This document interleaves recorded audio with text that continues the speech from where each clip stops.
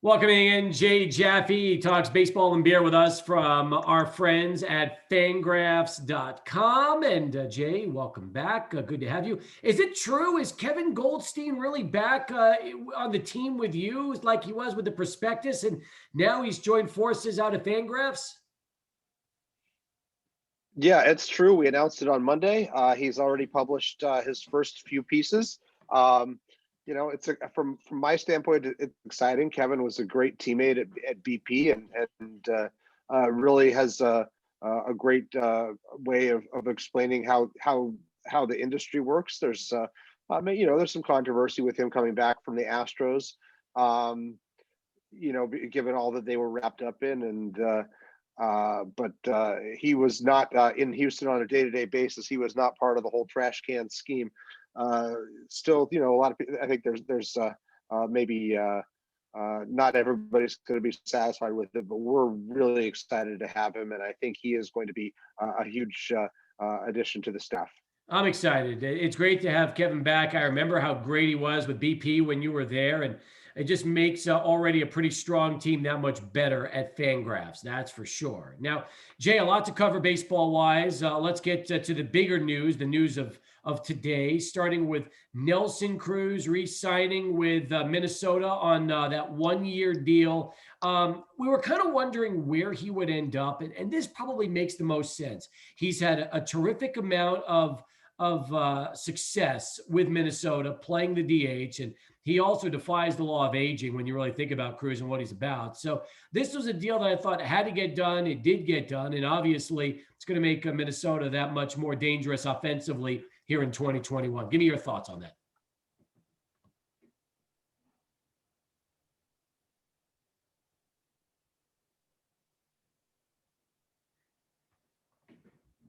It's tough to complain about any kind of one-year deal. There, as we say in the industry, there are no bad one-year deals, and he has certainly earned the kind of money that he's getting on a one-year deal. I mean, $13 million isn't exorbitant. Guys hit 16 home runs last year with a 169 OPS plus, matched that the year before with a 41 homer season. He can freaking hit, and he has been a middle of the lineup force for the Twins. Also, good clubhouse presence from what we hear. No reason really, not to bring him back, and he makes the Twins that much more dangerous. Absolutely. He's one of those guys that I think, like you said, you look at what he brings to the table, and he's stable, he's consistent, and he's dangerous. That's for sure. And now you're starting to see some of those free agents trickle in. We were kind of wondering how that would go, Jay, and when we'd start to see more and more names come around. Didi Gregorius back to the Phillies, the monster trade with Nolan Arenado, which I want to get to in a moment. And really the big name that's still waiting to drop right now is probably Trevor Bauer.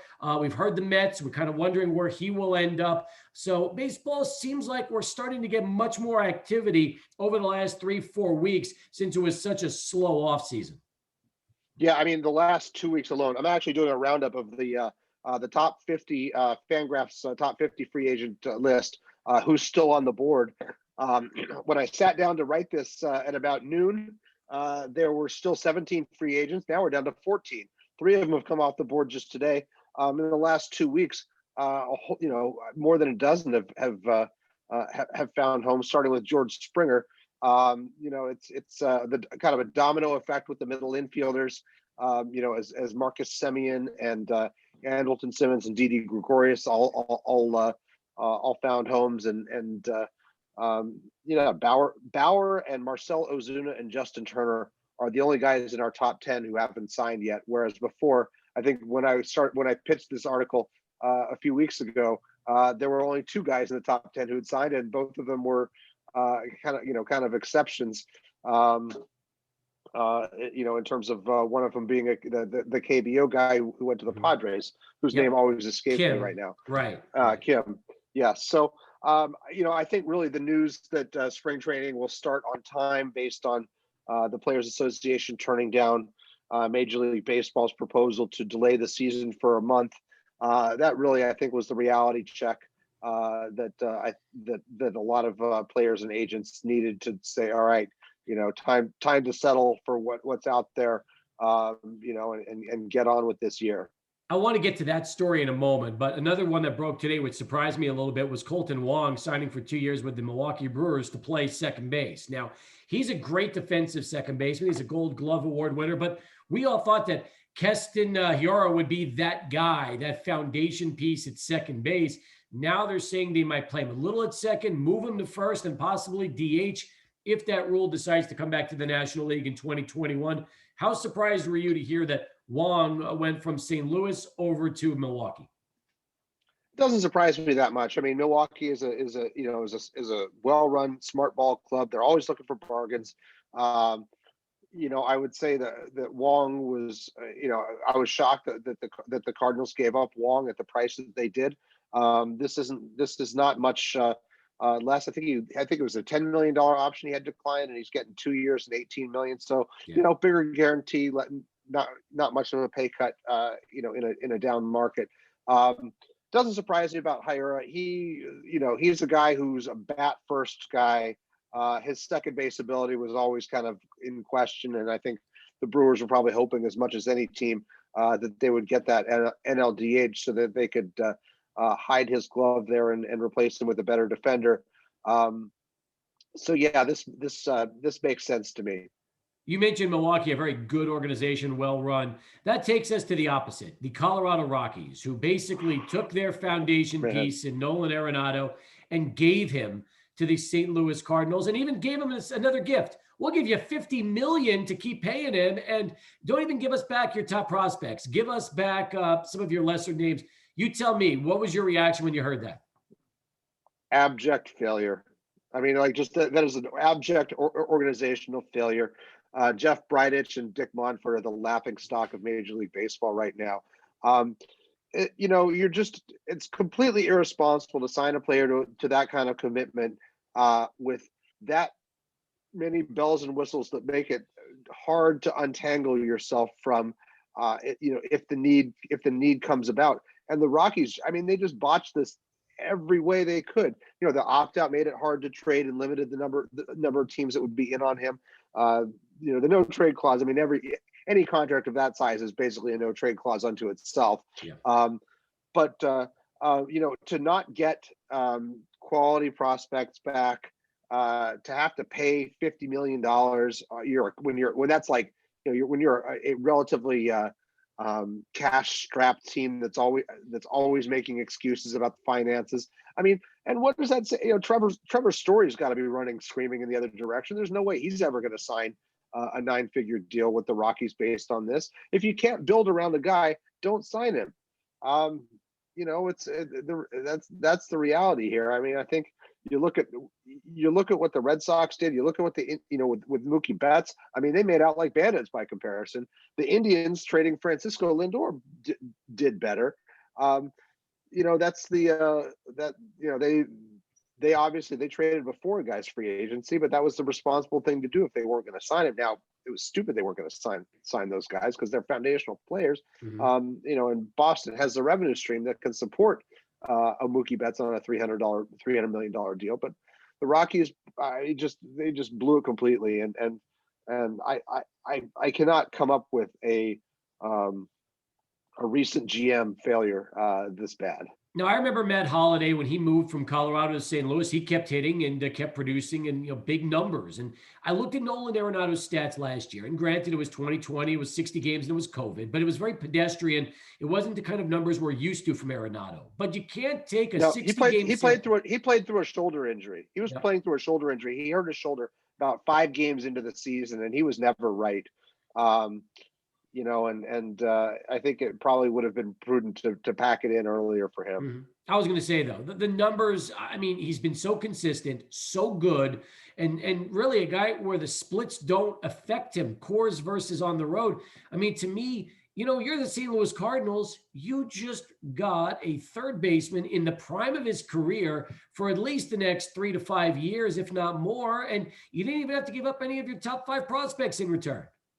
Yeah, this reminds me a lot of the Scott Rowland deal. When the Cardinals got Scott Rowland because he was out of favor in Philadelphia. I mean, he had turned down a big extension in Philadelphia, and he ended up signing one that wasn't quite as big in St. Louis. But he was a foundational piece there for for several years, and helped them win a championship. I mean, the Cardinals had a pretty uneventful winter until this, and suddenly they look like a much stronger team. I would say that right now they're probably the team to beat in the NL Central, and there's really no downside to what they've done to get Arenado, other than the fact that you're gonna have to pay a good player what he's worth. Jay Jaffe back with us from Fangraphs.com. Follow Jay on Twitter at J_Jaffe. We'll get his beer pick of the week in just a little bit. But first, Jay, you mentioned something interesting in the beginning of our conversation, and I was talking about the players rejecting the owner's proposal. Shortened season, bringing the DH back. Some other things were part of it. This was, I guess, expected. Nobody really thought the players would take it. They want the full season. You tell me. Players are ready to start on time. They're ready for 162-game season. As you look at the two sides this time around, do you take one over the other? Do you side more with the players than the owners? Where do you stand right now? I'm always gonna side with the players. I mean, like, I'll take the millionaires over the billionaires any day. And the union over the owners any day. I didn't think that the deal being offered was totally unreasonable, but there's some fine print in there that I think is what the players were concerned about. I'm looking at an LA Times piece by Bill Shaken. Said something to the effect of, the players are concerned that the proposal granted Commissioner Rob Manfred unilateral authority to suspend the season and with it player salaries in the event of outbreaks and government restrictions. I think that's the big thing. I think the other thing was the question of, if they respond with a counter proposal, then technically they've reopened the collective bargaining agreement. And so there are concerns there that a layperson might not necessarily totally get. I mean, from a layperson standpoint, it didn't seem unreasonable. I mean, we'd all like to see baseball sooner rather than later, but we also understand that the coronavirus is still surging, and that Florida and Arizona have both really struggled to contain it, more so relative to several other states.